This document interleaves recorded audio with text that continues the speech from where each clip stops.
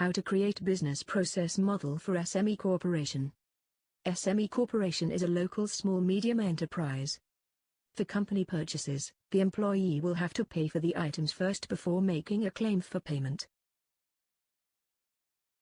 Small-medium enterprise corporations claim processing processes as follows. Step 1. The employee fills up an expense form, detailing the items purchased, and submits the form to his supervisor. Step 2. The supervisor checks whether the expenses are valid, example correct items purchased, correct amount claimed, etc. If the expenses are valid, the supervisor authorizes the expense form and submits it to the claims administrator. Otherwise, the supervisor rejects the claim and notifies the employee of the rejection. Step 3. Upon receiving the authorized expense form, the claims administrator logs the expenses into a database and makes payment for the expenses to the employee. After listening to the case study, now I will teach you how to create business process model for this case study. First, identify the business participants. Draw one swim lane for each business participant in the process model.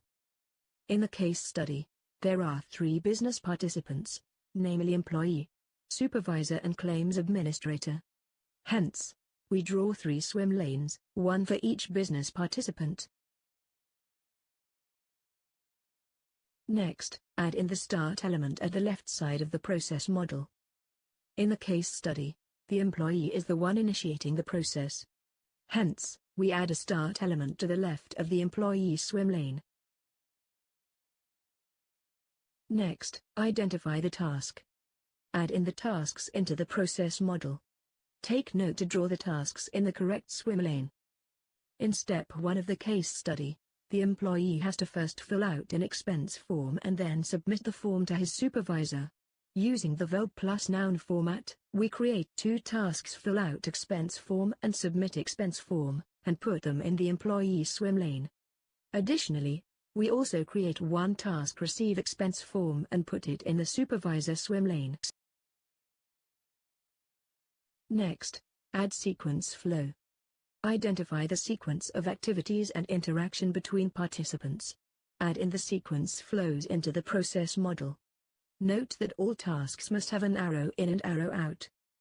In step 1 of the case study, the employee has to first fill out an expense form and then submit the form to his supervisor. We use arrows to signify the flow. The flow should start from the start element, to the fill out expense form task in the employee swim lane.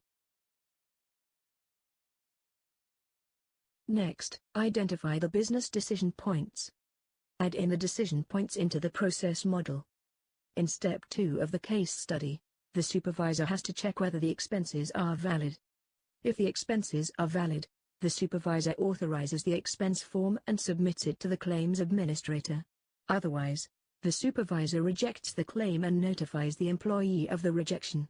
We need to add a gateway expenses valid, with 2 branches yes and no for this decision in the supervisor swim lane. Next, complete the process model by adding in all the tasks, decision points, flows and an end element at the end of each flow. Note that all flows should have an endpoint. Lastly, complete the process model by 1. Removing any unused swim lanes. 2. Check that all tasks have an arrow in and an arrow out. 3. Check that all decision points have arrows flowing to the next step.